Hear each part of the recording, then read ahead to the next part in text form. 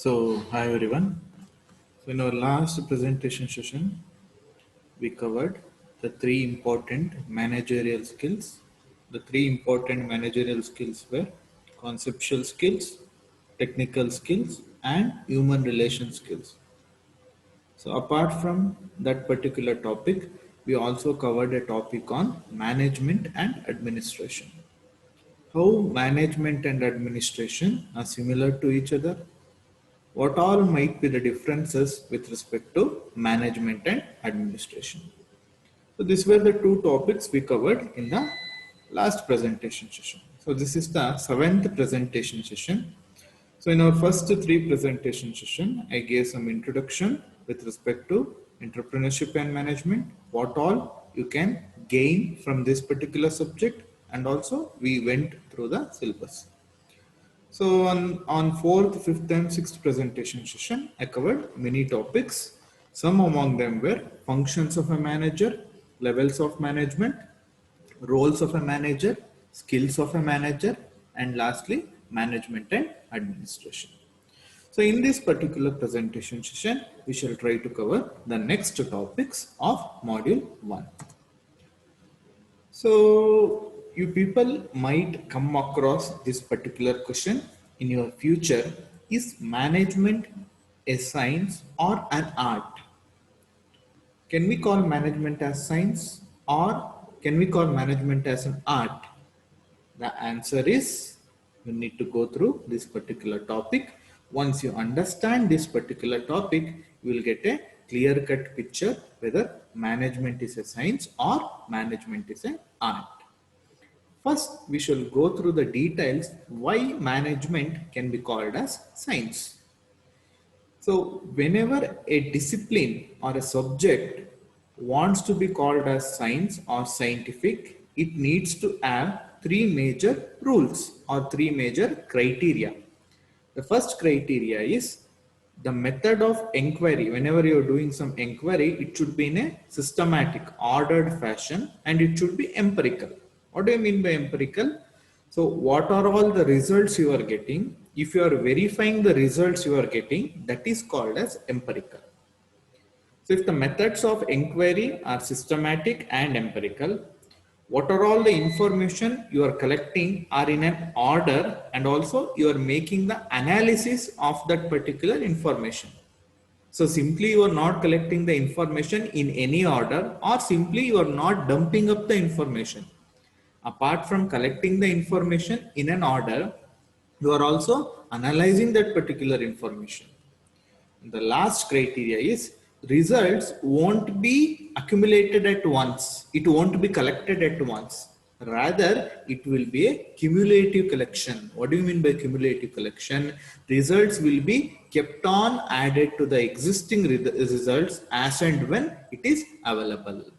And also all the results which are collected should be collected and analyzed in such a way they are communicable. They can be easily communicated to others. So if any discipline follows these three major criteria, then that particular discipline can be called as science. So your management is such a discipline which will follow all these three major criteria. Hence, we can call management as science. That is what has been stated here.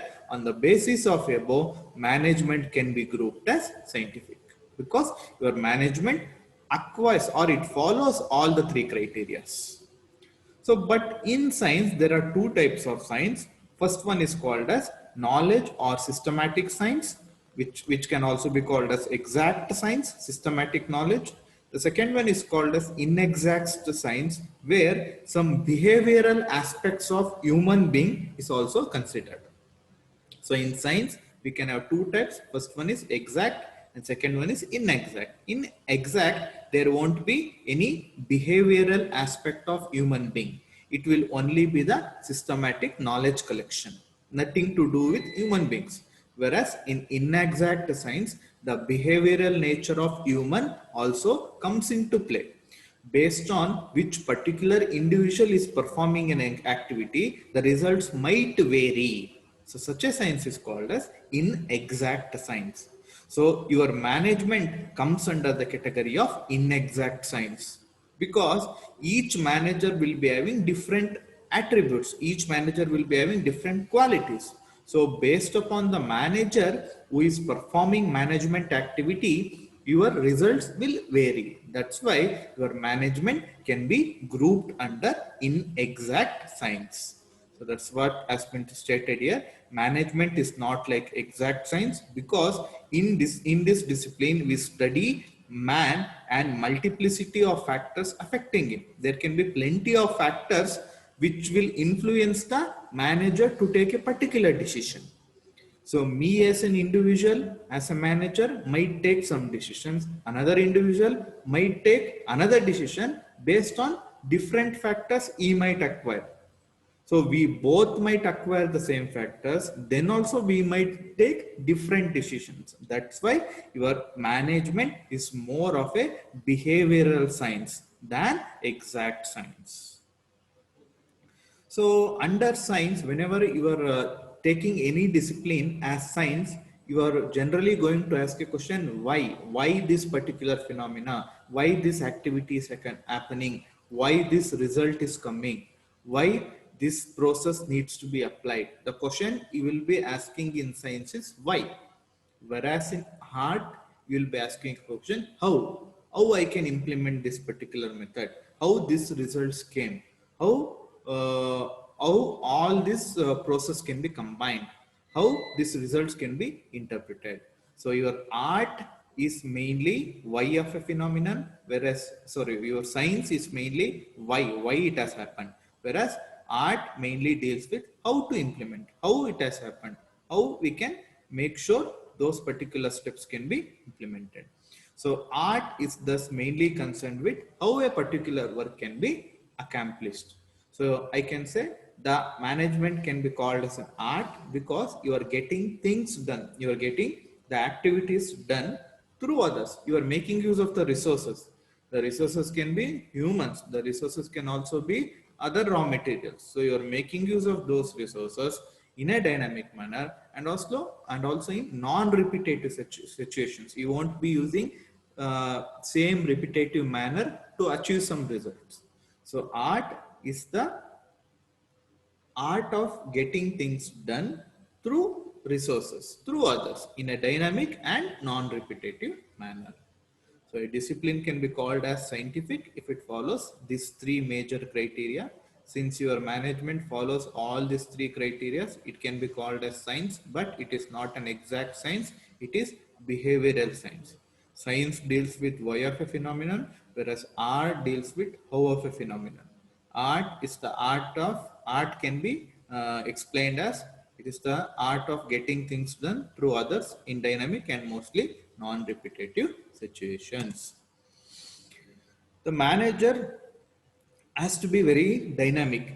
He can't sit static enough. He can't be idle enough. He has to be dynamic. He has to constantly analyze the situation. So based on the analysis he is making, if there is a change which needs to be made with respect to objectives, or if there is some other alternatives he needs to take, or some other implementation, or some other coordination, all these things, if new decisions has to be taken, so all this has to be done by the manager based on the situation. That's why the manager should constantly analyze the situation. He should not be kept idle. So he should be always in action. And also a manager cannot be successful only by learning the theoretical principles. Apart from learning the theoretical principles, you should be in a position to apply those principles. You should have the necessary skill to apply those principles, especially when a problem arises. You should be in a position to apply the correct principle to that particular problem. So that's why a manager should always be on his toes. That means he should always be on action. He should never keep himself idle. So knowledge a particular management manager gains is very much valuable. So it is a goal for a manager. So, but this knowledge has to be applied and also it has to be practiced. So once he has applied some principles, he needs to constantly practice those principles so that his management activity becomes a successful one. Thus, we can conclude that your management involves both science and art. While certain aspects consider management as science, some other aspects will consider your management as art. So whenever there is an application of skill, your management is most like an art. So that's why we can say your management can be considered as both as a science and as an art based upon the aspects we are dealing with. Some aspects of management can be called as science, whereas some aspects of management can be called as art. So the next topic for this particular presentation session is management as a profession. Can we call management as a profession? Can we regard or consider management to be a profession? The answer is yes, you can consider your management to be a profession. So just like engineer being a profession, doctor being a profession, you can teacher being a profession, you can also consider management to be a profession. So if management is considered as a profession, first we need to understand what all will be the characteristics of a profession. So if those characteristics of a profession are also matching with the management, then we can say management can also be considered as a profession. So first we shall see what are all the characteristics of profession. So first, any profession will have some organized and systematic knowledge. It will have its own principles. Suppose if you are doing some civil engineering activity, it has to be planned first, then it has to be implemented step by step in the order in which the plan has been made. So there is some organization. You are applying some systematic knowledge. You know how much of mixture or concrete needs to be mixed up for a proper structure of the building. So that's why in any profession you need to have some systematic and organized knowledge. And also in order to become an expert in any profession, first you need to obtain some training and experience, and also that needs to be in a formal way. Anyone cannot become an engineer. He needs to have a formal degree, he needs to have a formal training, he needs to have some formal experience. So that's why whenever you get appointed, you will be first given a position of associate in system engineer. Then only we will move on to system engineer. Later you will move on to senior system engineer. So initial point of time, you will be acquiring the training and the experience in a formal way. So any profession will demand this particular step. Next one. So you need to be associated with a goal. You need to be associated with a plan. So if you are building a house, so that building of house will become your plan. So as a profession, you should always be associated with that goal. That is a proper professionalization skill. That should be the main intention of any professional. You should always be associated to the goal he is presently implementing or achieving. And also as a if a profession, there should always be some ethical code to be maintained. That means if some building has to be built, it needs to be built in a proper way such that it won't collapse in many years to come. So there should not be any unethical ways. Just to make money, you should not follow any unethical ways. There has to be an ethical way and a ethical implementing code that has to be maintained. And also you always need to charge based upon the service you are giving. So you should not charge extra compared to the service you are offering. Based upon the service you are giving as a professional, that much you should charge for that particular customer. So these are all the major characteristics of a profession. So can we say management as a profession? So your management app does not have fixed forms of manager behavior. So when you consider management as a profession, it needs to have some fixed norms, but in management there will be many behavioral aspects. So there won't be any proper systematic flow that will be maintained in management. So that's why I can say there are no fixed norms of managerial behavior in a profession. And also there is no uniform code of conduct. So profession ಅಂದ್ರೆ ಇದೇ ತರ ಮಾಡ್ಕೊಂಡು ಹೋಗ್ಬೇಕು, ಇದೇ ತರ ಇರಬೇಕು ಅಂತ management ಅಲ್ಲಿ ಒಂದು ಯೂನಿಫಾರ್ಮ್ ಕೋಡ್ ಆಫ್ ಕಂಡಕ್ಟ್ ಇಲ್ಲ. Any one can become A manager. So ನಿಮ್ದು ಮೇಸ್ತ್ರಿ ಕೆಲಸ ಮಾಡ್ತಾ ಇರೋರು ಮೇಸ್ತ್ರಿನೂ ಸಹ ಒಬ್ಬ ಮ್ಯಾನೇಜರ್ ಆಗಿ ಆಕ್ಟ್ ಆಗ್ಬೋದು. ಬೇರೆ ಅವನು ಫಾರ್ಮಲ್ ಟ್ರೈನಿಂಗ್ ತಗೊಂಡಿಲ್ಲ ಅಂದ್ರೂ ಸಹ ಅವನು ಮ್ಯಾನೇಜರ್ ಆಗಿ ಆಕ್ಟ್ ಆಗ್ಬೋದು. ಅದಾದ್ಮೇಲೆ ಮ್ಯಾನೇಜರಲ್ ಜಾಬ್ಸ್ಗೆ ಎಂಟ್ರಿ ಸಿಗ್ಬೇಕು ಅಂದ್ರೆ ನಿಮ್ಗೆ ಸ್ಪೆಷಲ್ ಅಕಾಡೆಮಿಕ್ ಡಿಗ್ರಿ ಇರಲೇಬೇಕು ಅಂತೆಲ್ಲ. Without any academic degree also they can become manager.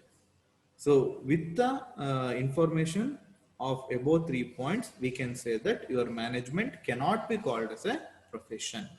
Why it cannot be called as a profession? Your management does not have any fixed norms. Fixed norms illa. Ide tara systematic id ಮಾಡಬೇಕು ಅಂತ fixed norms illa. And also there is no uniform code of conduct. So ಯಾರು ಬೇಕಾದ್ರೂ manager ಆಗ್ಬೋದು. ಈ ತರ ಒಂದು professional degree ಇದ್ರೆ ಸಹ ಮ್ಯಾನೇಜರ್ ಆಗಬೇಕು ಅಂತ ಒಂದು ಫಿಕ್ಸ್ಡ್ ಕೋಡ್ ಆಫ್ ಕಂಡಕ್ಟ್ ನ ಮೇಂಟೈನ್ ಮಾಡಿಲ್ಲ. But your profession demands that fixed code of conduct, and also your profession demands to have a special degree. So that's why we can say your management cannot be called as a profession. These are all the points you need to remember with respect to management as a profession. So far in this particular session, we covered, can we call management as science or art? The answer we got is that in some aspects, management can be called as science, whereas in some other aspects, it can be called as art. And the next topic we saw is whether management can be called as profession. The answer we got is that management cannot be called as profession due to the following 3 major points. Thank you. So watch all the presentation session. If any doubts, you can ping me. Thank you.